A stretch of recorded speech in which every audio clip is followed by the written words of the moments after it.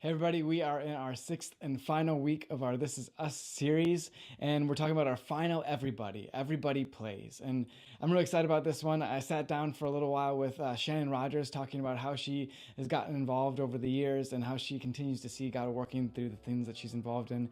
It was an awesome interview. I hope you guys enjoy it. Take a look. Hey Shannon, thanks so much for being here. All right, I have one question that I need to have answered because it seems like it's always been the case. Why do you care so much? Because I can't help it. Okay, there you go. But no, really, why do you care so much? No, I just honestly, that's the real answer. That's the way God wired me, and He equipped me to have a compassion for people, and so I guess that's what I'm here for. God puts things in our path for a reason. And a lot of times when God puts things in my path, I feel like, who are you talking to? Because you're not talking to this girl right here. Because I'm not equipped for it. I'm not smart enough for it. I don't know enough about it, whatever. But, you find out that you're just like everybody else. And you just got to jump in with both feet and fumble and stumble your way through it. Actually, it's kind of weird. I like to see God work in people, and I feel like if I step out and serve people, then I kind of get a front row seat to what God's doing. So it might be self-serving in kind of a weird way. This has been fantastic. Thank you so much, Shannon. Thank you.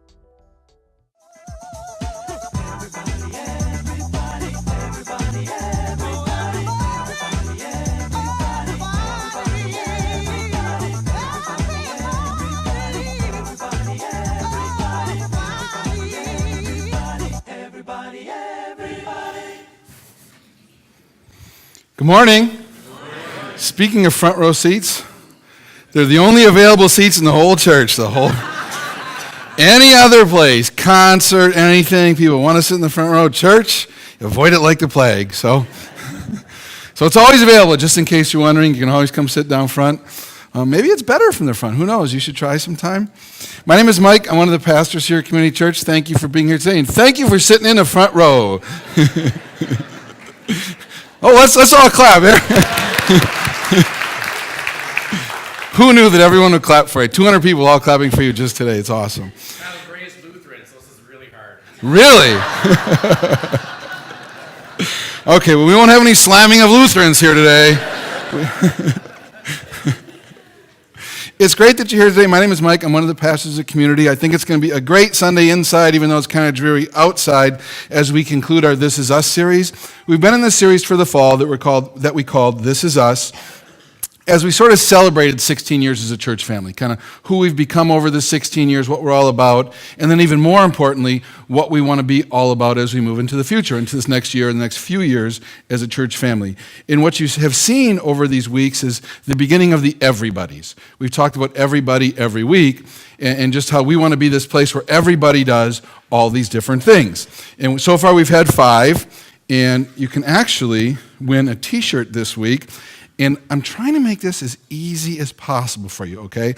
It's church. It should be easy. So you could win this shirt today, and here's the way you win. If you haven't been here in the last couple weeks, here's the way you win. At RCC, and this is what the sermon will be about, I'll get to it, we're everybody, right? That's everyone in the church. We want to be able to do these 6 things, and they're all on the shirt. If you can memorize the 6 things, and they're up there. If you memorize the 6 things, you can take a shirt, and it's a self-test. So it's going to come up here multiple times today, as it has over the last few weeks. So you're going to see it up there. And then plus, it's on the front of your bulletins, isn't it? It is. Okay.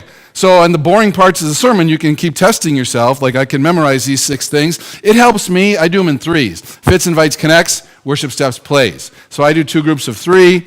Maybe that would help you, I don't know, but we'd like you to win. And actually, at the end of the service, it'll come up again. So right before you go back and try to pick up a t-shirt, you can just look up there, memorize it for a moment, go on back, and even if you got like a 30-second memory, you can still win, because it's a self-test. All right? So hopefully you get a shirt today. I really hope that you do. As we conclude the series, we've talked about all of these different things, how everyone should fit in a healthy church or connect in a healthy church or worship or take a step, like grow in your faith in a healthy church. We've talked about all these things, and they're all available online. You can watch them anytime you want at home. Today we conclude by talking about how in a healthy church, everybody plays. And the reason we have these 6 things isn't some big design of RCC, like there was a secret meeting somewhere and we said, what 6 things should the church be all about? Instead, we just looked at the Bible. In the Bible, in the book of Acts, God describes for us basically the ideal church. Jesus had come, Jesus had begun his ministry, he had followers, they started the churches, and they did it in a very pure way. So this church in Acts chapter 2 is like the example church for all churches to follow, even Lutheran churches, all churches, Catholic, Lutheran, Methodist, Baptist, all churches who believe in Jesus have this blueprint for how to do church right. So we look at this blueprint in the Bible and we say, okay, how is RCC doing according to God's blueprint for any good church? And it's in Acts 2:42. You can throw it up there. And what I see is they played. At this church, people played, or there was action, okay? If you look at this, I tried to highlight the verbs. And hopefully I got them all. I think there's 13 action words, right? If you remember back from school, a verb is an action word, right? Like if you're doing sentence structure or whatever that was, you look and see what's the word with the action, that's the verb. In this church, there was action. In God's design for a church, people should play. There should be action. Stuff gets done. That's what happens. So that's why it's one of the goals here, one of the 6 goals for us at RCC, that everyone would play. Have you ever wondered in your lifetime, like, God, why am I here? What's my purpose on earth, God? It's just frustrating all the time. All I do is work and go home and just try to pay the bills. What am I actually here for? Maybe you've wondered that at some point in life. Or why did you save me? Or why did you choose me? Or all those sorts of questions we can have for God sometimes. And a lot of times in life, you sort of get it figured out, and then you move on down the road a little bit, and then you question again. That's normal. If you're going through those phases in your life, that's pretty much what everyone goes through. We have these times where we kind of have it figured out, and then we have these times where we don't have it so figured out.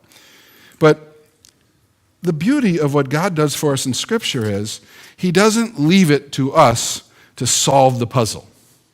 You don't got to go to the Discovery Channel. You don't got to ask Grandma.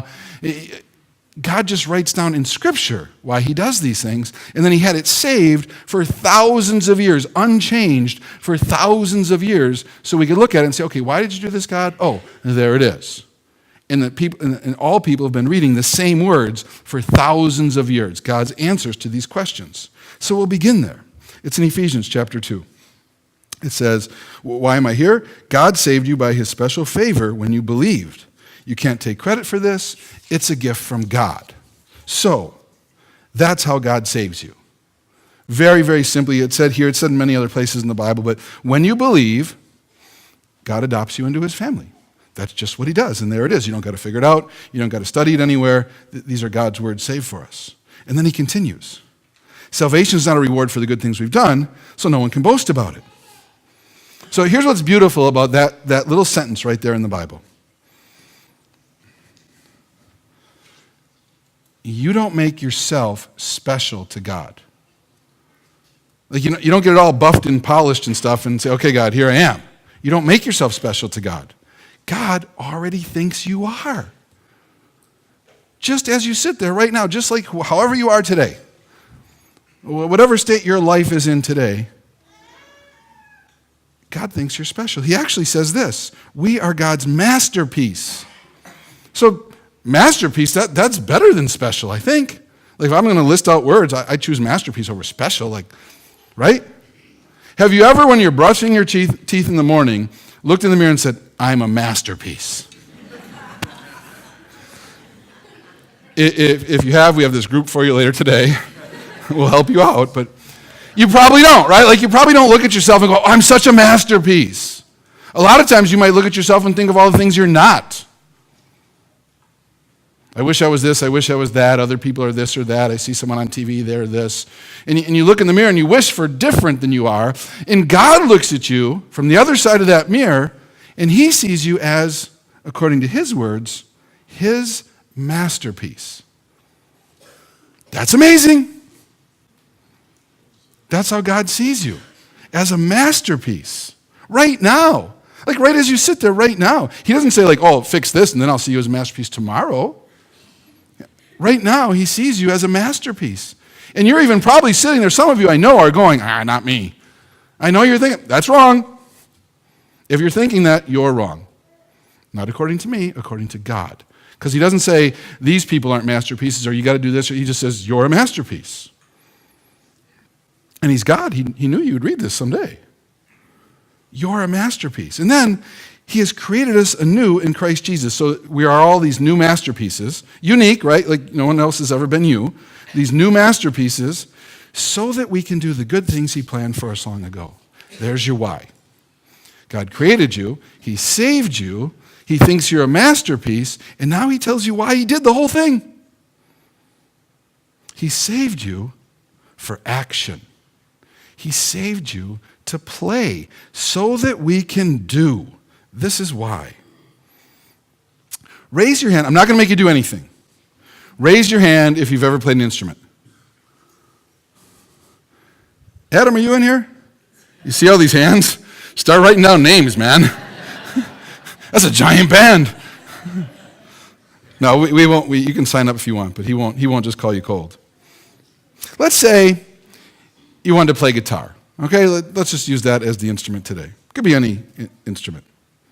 You have to actually go get a guitar and then play it, right? I want to learn how to play guitar. First step, get a guitar. And then play the guitar. The first step is not, let me go to a history book and read the history of guitar. Read about how are guitars made? What wood do they use? Why do they use wood? You don't read, who are the best guitar players ever and what's their life story? You don't study it.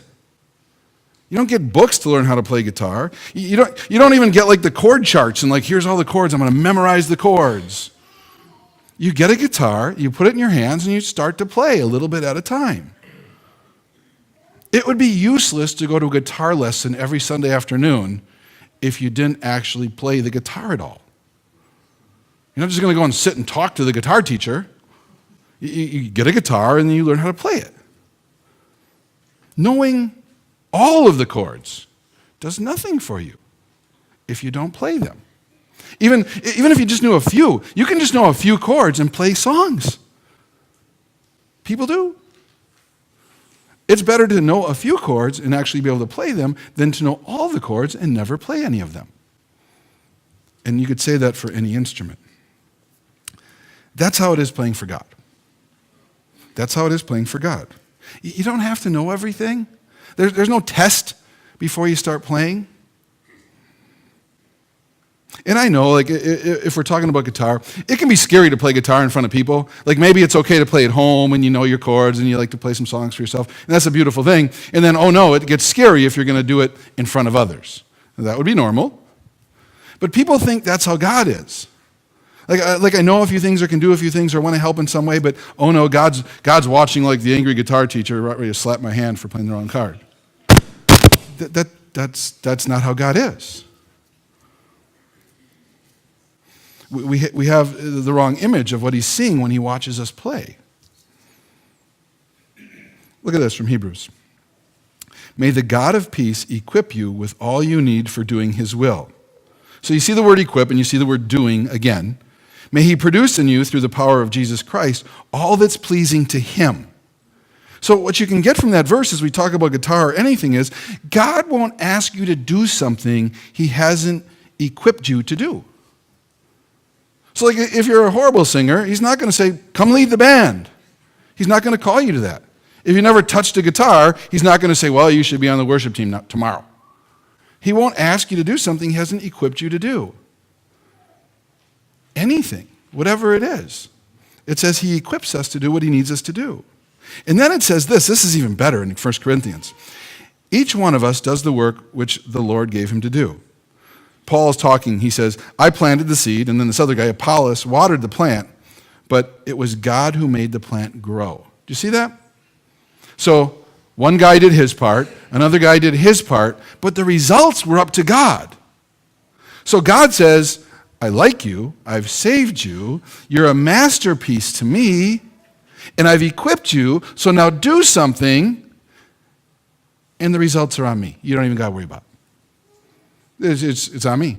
Just have fun and do it. Show up, do your thing, and then I'll handle the results. That's what he says. This is the perfect place to play. You don't even have to worry. No one's going to judge. God just says, do it, and I'll be sure that it's right. The results are up to me. It'd be kind of like the sports team that a lot of times people wish for, like, you just wish everyone got a chance to play. You wish you got a chance to play. There's been so many stories I've heard from people over the years about yourself or your children, like, I just wish they had a chance to play. God is the coach who lets everyone play.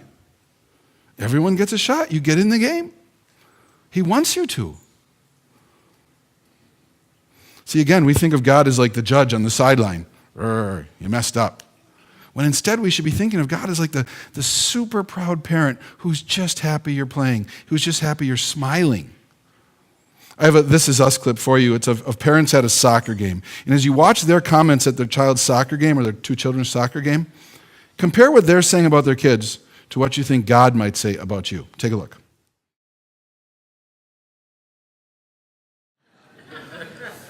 That's cute, right? If you've ever had a child play anything in youth sports, you've lived that out probably at some point in your life, or maybe you're about to. It'll be fun if you have the right attitude about it, right? Got to have the right attitude. Both those parents super excited for their kids. One of the kids happy to be braiding hair, the other kid soccer superstar. Parents happy with both because they were just happy their kid was happy. It's Soccer Saturday. And my little girl's having a really nice time at soccer, and as the soccer dad or the soccer mom, you're like, yay, Junior's happy. This is awesome. Braid that hair, Junior. It's beautiful, right?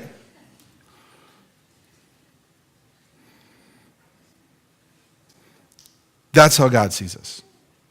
It doesn't matter which player you are. If you like braiding hair, braid hair and love it. That's how God sees us. So at RCC, all these years, 16 years, we've always said that there's no distinction between clergy and laity. So here's some good Lutheran words for you. I don't even know if these are Lutheran. I'm not sure. I grew up Catholic, but they're probably Catholic. Probably a lot. I don't know. So anyway, so in churches, a lot of times they say the clergy are the people that work at the church. You're clergy. And then if you attend the church, then you're laity, all right? So there's some church words for you today, clergy and laity. And we've always said at RCC, there isn't any of that. We don't worry about that kind of stuff. The people that work here aren't different than people that attend here. You can attend every Sunday, you can attend once in a while. Everyone is a masterpiece, right? Well, at least according to God. So there's no distinction. Oftentimes, I think we all in this church, or lots of churches, we can screw that up. I want you to take a look at this picture. And I mean no disrespect to this church. This church could be an amazing, I don't know anything about this church. It could be an amazing church. I don't know if they're Lutheran, Catholic, I don't even know what they are. But I know I was out with Janet one night in Milwaukee a couple months ago, and we were walking along and back to the hotel, and we walked past this sign. And get this, I've been working at a church for 16 years, been to seminary, all this stuff. I didn't know what the sign meant. Like, I'm looking at this, right? Because I notice churches because I work at a church. So I'm looking at this church, beautiful building. Like, oh, what a cool, really neat church building. This is cool. And then I see the sign right out in front, like right in front of their front door. And I'm like, I don't know what a right reverend is. I really don't. Like, I'm not being a smart mouth right now. Like, I don't know what a right reverend is. And then I looked down and said, the very reverend. And then, because I work at a church, I thought, well, if I was going to apply for a job there, I wouldn't even know which one to apply for. Because I don't know what they do, like right reverend, very reverend. And I thought, well, the very reverend, that must be the best position, right? That's what I thought at first. Like, I'd want to be the very reverend because you're very. But then, like Jen and I talked about it, it's like, no, you'd probably want to be the right one, right? Like, that's got to be the better position, the right reverend. Because if you're going to go to someone could be very wrong. You don't want to go to them. You want to go to the right one. So if I'm going to ever apply there, I'm applying for the very reverend. I don't know what any of that is.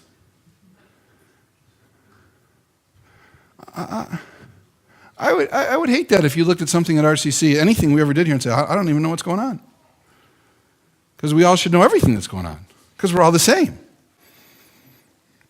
So again, please, no disrespect to any other church. They could be an amazing church, and that's the way they describe things. They could look at something here and say, That guy's a ding-dong. So I don't know. But I do believe this, that we are all the same. We're all clergy. Actually, the Bible would say you're all clergy, you're all a minister, you're all a saint. It would say that about all of us. You're all a priest. That's what the Bible says about all of us. It's one of the reasons I don't wear distinctive clothing. Like sometimes they have like robes and stuff. Plus, I don't think I'd look good in a robe, so.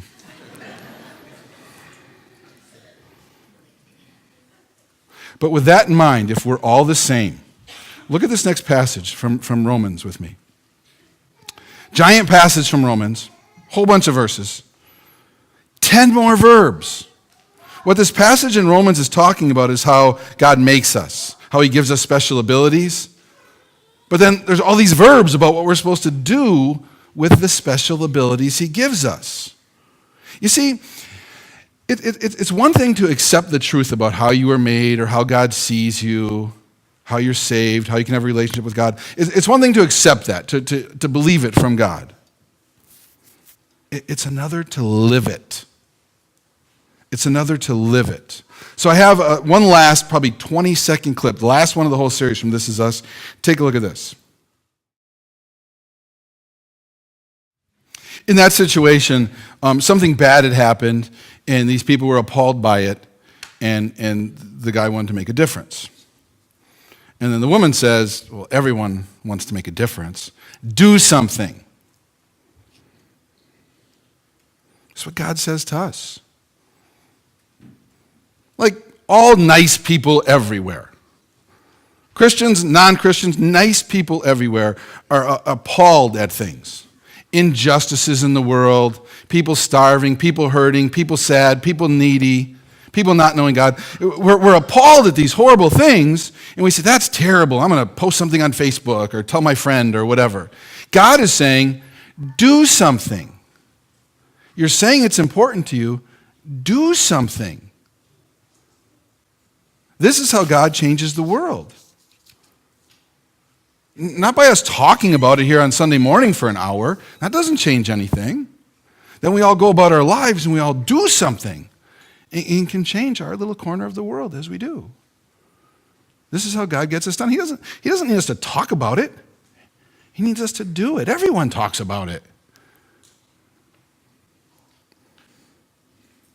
In that last passage, the first verse said this, Romans 12:6. God has given each of us the ability to do certain things well. According to the Bible, they're called spiritual gifts in the Bible, God has gifted you with certain skills, certain special abilities. There's a whole bunch of them. And according to God, we all have special abilities that God can use. It's part of how he's wired you up. You have them. Everyone does. We teach a seminar here. It's today, coincidentally. It's a beautiful coincidence. There's one today from 12:30 to 2:30 next door in the Lighthouse. You could go. It's called Design, and you figure out how God's designed you. And it's important to look at that sometimes. You look at the Bible, you look at some other things, and figure out, how has God designed me to be used by him? Because he didn't put you here for no reason. You were saved, remember, from the first verse. You were saved to do things. You're not here for no reason. So we all spend our lives figuring out those things. And this will help you, the class helps you figure it out. But equal to the class is, you've got to experiment. You just got to try stuff. God's just happy you're trying. At RCC, we've said from day one, just try anything. And maybe it'll be a great fit, and you'll love it, and you'll say, yep, that's my gifting. I love holding babies in the nursery. I love it. I love doing it. No one's got to twist my arm. This is super fun for me to do. You have something like that where you can work with God. Everybody does. So we say, try anything you want, and maybe it's not your gifting. Like, I want to play guitar. You go play guitar with Adam, and he realizes you don't even know how to hold a guitar. That's not your gifting. Okay, you go practice. You can learn someday, but not today. So he'll be kind and nice enough to you to help you out. So sometimes it's like that, or sometimes you try something you think could be fun, and then you do it, and it's like, yeah, that just isn't my fit. That's okay. Just say, hey, that's not my fit. And nobody cares. Everyone, including God, is just happy you're trying. You're doing something. I hate to use physics this morning, or any morning, but There's this thing in physics, I think. It says, objects in motion tend to stay. You got a lot of good students here. Objects at rest tend to stay. Do you know the 6 everybody's yet? All right. Well, I'm just saying, you're not getting any t-shirt for knowing that. That's physics. I ask you that because I believe we all know this, even if you don't remember physics class. It's just easier to steer a moving object. It just is. That's how God works. He wants you to be moving along, and as you move along, He steers you. You try a little something, oops, not quite for me. You try something else, and you just weave on down the road. That's how God works in your life. But He does expect you to be moving. That's your part. You show up and you be willing to move. And then He helps you figure it out as you go. Jesus actually said something very, very harsh almost about this, but it's important. Listen to this from Matthew. Jesus says, "You can tell what they are by what they do. No one picks grapes or figs from thorn bushes." So essentially, don't be a thorn bush. Right? All thorny, sitting there all the time, not doing anything, not producing anything. That Jesus is serious about it. God's also serious about it. God's so serious that He sees you as a masterpiece and He puts you in the game anytime you want to play, gives you a shot anytime you want. I want to play, God. Great, you're in. You can do it. I'll cheer you on, says God. He's so serious, He gives you those opportunities. And then He says, at the end of your life, we'll talk about your effort. He says this in Romans 14:12. Each of us will give a personal account to God for how we played, our effort. Not the results, remember, because those are up to Him. Remember, we talked about that. The results are His. But did you show up and play? So this really has nothing to do with me. It has nothing to do with RCC. This is just between you and God. You can play anywhere. But more than anything else, I want God, when you meet God someday, I want Him to say to you, way to go. You showed up. You played. Well done. You played. You stepped. You worshiped. You connected. You fit. You invited. You fit in heaven. That's what I want God to say to you. You fit. Welcome. And I'm not just making this stuff up. Like, it wasn't Thursday night watching TV. It's like, what would I like God to say to everyone at church when they meet Him? It's straight from the Bible. Here it is. Jesus speaking. The master was full of praise. Well done, my good and faithful servant. Let's celebrate together.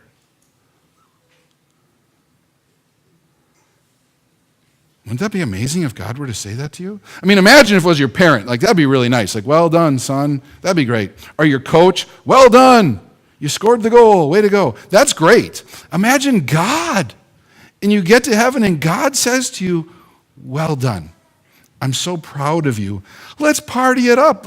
Can I don't know, ice cream? It's got to be ice cream in heaven. Is God going to be able to say, well done to you? Is that what He's going to say when you meet Him?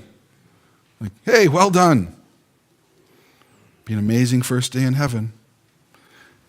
That's why it's one of our goals here at church, that everybody plays, because I want God to say that to you. I want Him to say it to you. And from day one, we've always said everything's a possibility. We invite you to be part of everything here at church. Whatever you want, just try it. With the move of the services to the high school, there's even more. We have a really special season of RCC coming up. A very special season. If you don't know, we're going to start having services at the high school in January. So let's call January to Easter a season, all right? A few months season. We're going to launch the services over there, and it's a chance for anyone who wants to be part of something special. To be part of one of the launch teams to get it started strongly. So I have a way for you to be engaged. You don't have to do anything today, but you can take a card from the seat in front of you. There's these cards in front of you. Go ahead and take one. Just take a look as I talk. They look like this.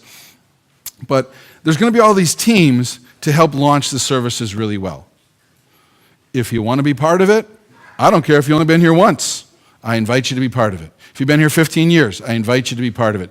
It's a season, so think you're committing from January to Easter, and you might serve about once a month. Okay, so that's basically what you'd be committing to. And then there's all these teams. Like the high school commons is a beautiful area in between the gym and the auditorium and stuff. It's huge. We're going to have stuff going on out there. We're greeting people. We're welcoming people. We're going to have snacks and coffee like we do downstairs. There's going to be fun special activities once in a while out there where you can get a picture or do a thing or whatever, like a fun team. There's going to be all crazy stuff to do out there, setting up, tearing it down. Like maybe you're not super into like welcoming people and giving them a hug when they come in. That's just not how you're wired. That's okay. God can use you. Maybe you just like to set it up. You set it up and then you go on in the service and people have a wonderful time using the stuff you set up. Maybe that's how you're wired. God can use you. So maybe you want to be part of the Commons team. Don't do anything yet. And then you can be part of the kids team. We could end up having 200 kids there on a Sunday. 200. There's going to be a ton of stuff going on for the kids in all different locations. It's going to be fantastic for our kids. You can be part of that. Maybe you like holding babies. That's how God's wired you. Hold babies. That would be great. It would be so awesome just to hold babies. We had, on Tuesday night, we had a dessert thing that we met some people at church, Jan and I did, and one of the couples there had a 1-year-old, and it was just fun to be around a 1-year-old for a while. It's been a while since I've had a 1-year-old, so it was really fun as they toddled around and stuff. It was just fun to be around. So maybe you'd like that. Maybe you'd like to be around an infant or a toddler or whatever. Maybe playing guitar isn't your thing on a Sunday morning at church, but you'd love to play a song for the school-age kids in the gym once in a while. Maybe that's your thing. There's so many ways you could serve. It'd be amazing that you could be part of this. Or finally in the auditorium where the services go on. There's so much going on in there. All the different techie things and other things. There's so much going on in there. Maybe you'd want to do something with that. There's limitless possibilities. I invite you to participate if you want to. It's a season. You can see how you feel about it at the end of the season. But wouldn't it be fun to look back and say, yep, 10 years ago when we did this, I was on the team. I did something. If you're interested, you could take it home and fill it out. You could fill it out today. If you do, though, I looked at the ones from last night. Let me just say 2 things. If you're going to write your email down, write it in a way that someone could actually read it. Like a third of all the ones that were turned in last night, I can't read their email address. So write it carefully so they can read your email. And then the other thing is, I would love for you to get your first choice. So like put a 1 or a 2 or a 3. Don't just put X's or checks or whatever. If you put a 1, 2, or 3, you could probably get your first choice and be able to do whatever you want to do. So if you want to fill that out, you can fill it out between now and the last few minutes of the sermon here. You can put it in the offering basket. You could bring it next week or whatever if you want to think about it. But I invite you to be part of it. It's going to be a special opportunity. Hopefully someday we're going to be talking about what a great thing it was. But consider this, the last verse for the day. Consider this. It's in Ephesians. Don't act thoughtlessly, but try to find out and do whatever the Lord wants you to do. See, that's on you and me. It's on us. We're supposed to be trying to figure this stuff out. And then as we figure it out, it doesn't say figure it out and think about it. It says figure it out and do it. Try to do it. Try to do it. So I encourage you to do that. Sam said last night, he made a really good point. Sam said, a lot of times it's hard for people to figure out where to engage in ministry because you have this idea and then you expect God to do something with it and start this whole giant thing, when you should get started instead by just seeing where is God moving and then being part of that. For example, and I'm not saying you should all run over to the thrift store tomorrow, but they do amazing ministry at the thrift store and food pantry. God is moving there. Amazing things have happened for 10 years. So go get involved in something where God's already doing good stuff. You can say, wow, I'm really impressed with what's happening here. I want to be part of that. That's a way to get started. You don't have to create something new. That might come later. Shannon said in the video at the beginning, she said she felt like she had front row seats to stuff God was doing. I would call those miracles. That's what I've said for years here. I've seen so many amazing things happen here at church and that I didn't really have any part of, but I'm around enough, I'm involved enough that I see these amazing things like having front row seats to miracles. That's what I want for you. It changes the whole way you look at life. When you're seeing these beautiful things happen, it cheers up a dreary world. That's why you should be part of it. It's good for you. Imagine if everybody played. Imagine, there's 2,000 some people that come to RCC. Imagine if everybody played. If everybody did something somewhere for God. And it doesn't have to be in church, right? Like maybe you're the person at work who's kind to the other person at work that no one is kind to. And you're only kind to them because you're trying to show them Jesus at work. Imagine if 2,000 and some people who live in this area all played, all did something with what they believe and what they know. That would just completely change this whole area. It would infect this area. There could be someone at work tomorrow that nobody is nice to, and you're nice to them, and their whole day changes because of your faith. So it could be within the church ministries, it could be anywhere. We could change this whole area, but everyone has to play. That's why it's a goal of our church. That's why you're going to hear it again and again as we move into our future. We want everyone to play. Play how you're wired, play how you're interested, play anywhere you want. Don't worry about the results. Just have fun and do what you think you're supposed to do. And then let's watch how the community changes around us. That's what I'm going to pray about as I close. I think God has tremendously honored us by giving us this opportunity to do things for Him, to trust us, to look at us as a masterpiece. So I want to thank Him for giving us the opportunity. And then I want to ask Him to show us, each of us individually, how we're supposed to play.